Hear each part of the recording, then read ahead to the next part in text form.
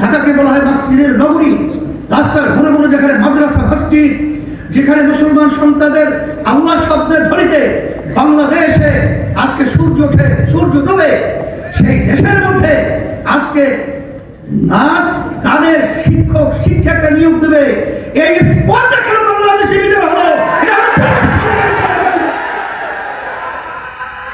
পরিষ্কার বলছি যে এখন ওই সিদ্ধান্ত বাতিল করতে হবে এবং ধর্মীয় শিক্ষা, প্রাথমিক শিক্ষা অঙ্গনে সেটা বাধ্যতামূলক এটা ব্যবস্থা করতে হবে। বিশেষ করে আমাদের কওমি মাদ্রাসাগুলো, তাদেরকে অবহেলা করা হয়। তারাও তো বাংলাদেশের বড় একটা অংশ, এই বাংলাদেশের মানুষ, কিন্তু তাদেরকে দেখা যায় যে এত ধর্মীয়ভাবে তারা সচ্ছল এবং সুন্দর হওয়ার পরেও তাদের কোথাও সরকারিভাবে মূল্যায়ন হয় না। যে কওমি মাদ্রাসা শিক্ষা, সেখানে যারা নাকি শিক্ষক রয়েছে ধর্মীয়, তাদেরকেও সেখানে গুরুত্ব সহকারে মূল্যায়ন করা, তাদেরকে নিয়োগের ব্যবস্থা করা। আর হ্যাঁ বলছি, গানের প্রজ্ঞাপন সহ এটা বাতিল ঘোষণা করতে হবে, আর সাথে সাথে ধর্মীয় শিক্ষক নিয়োগের ব্যবস্থা করতে হবে।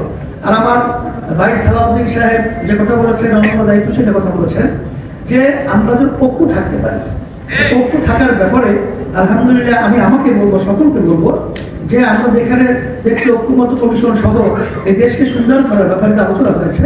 সেখানে যে সিদ্ধান্তগুলো হয়েছে, নোট অফ ডিসেন্ট অনেক জায়গায় রয়েছে, তবে সেটা করে না। এখনই বাস্তবায়নের প্রক্রিয়া যদি করতে পারে, ঐক্যের একটা মানচিত্র তৈরি হবে, বক্তব্যের সাথে কাজও তৈরি হবে। সকলকে আমি ধন্যবাদ জানাচ্ছি।